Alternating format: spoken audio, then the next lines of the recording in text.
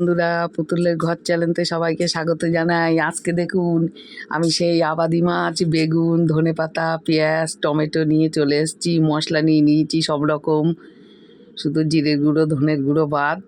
হ্যাঁ, দেখুন আমি কিভাবে রান্না করব। পেঁয়াজ কুচানোটা দিয়ে দিলাম, এবার একটু নাড়াচাড়া দিই। বেগুনটা দিয়ে দিয়েছি। এবার মাছটা দেখুন মাখিয়ে নেব।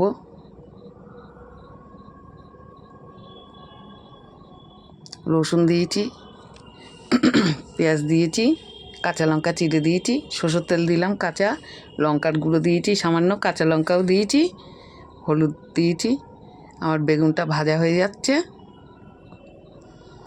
আমি এটাকে সম্পূর্ণটা মাখিয়ে নেব। অন্যদিন আলু দিয়ে খাই, আজকে বেগুন দিয়ে খাবো নতুন করে। অন্যদিন একসাথে বসাই, আজকে আলাদা আলাদা করে বসাবো। একটু নতুন করে করলাম।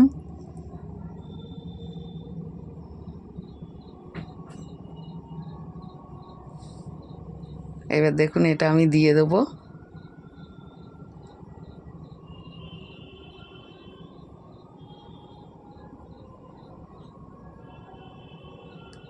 টমেটোটা কেটে বেশ কুচিয়ে নিলাম যাতে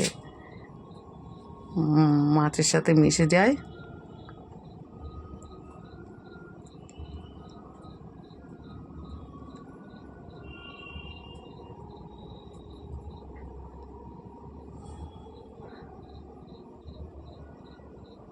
এবার একটু টমেটো ঘষা দিয়ে দিলাম, আর তার সাথে জল অল্প।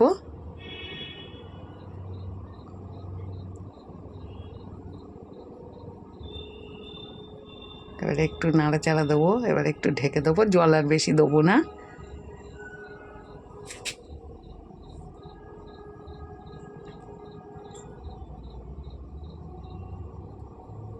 এবার একটুখানি দিলাম, দিয়ে এবার ঢেকে দেবো। বেগুনটা মাছটা সিদ্ধ হবে, বেশ ঝোল ঝোল থাকবে।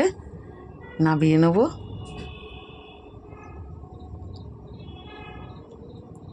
আমার হয়ে আসছে এবার মাছটা।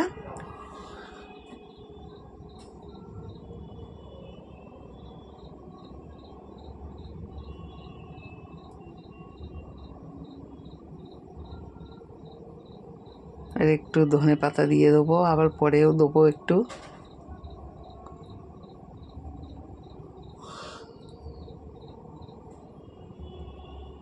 অল্প দিলাম, আবার পরেও অল্প দেবো। ধনে পাতা দিলে টেস্ট হয় খুব।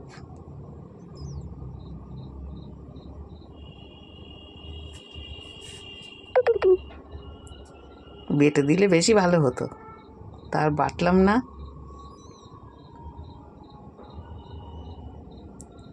দেখুন পাশে একটা জায়গা নিয়েছি, এবার আমি ঢেলে নেব। খুব তাড়াতাড়ি হয়ে গেল। এক তরকারি ভাতই খেতে খুব ভালো লাগবে, আবাদি মাছের তরকারি।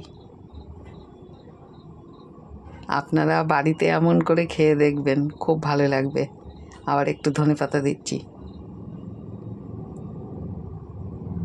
ধনেপাতা দিলে খুব টেস্ট হয়।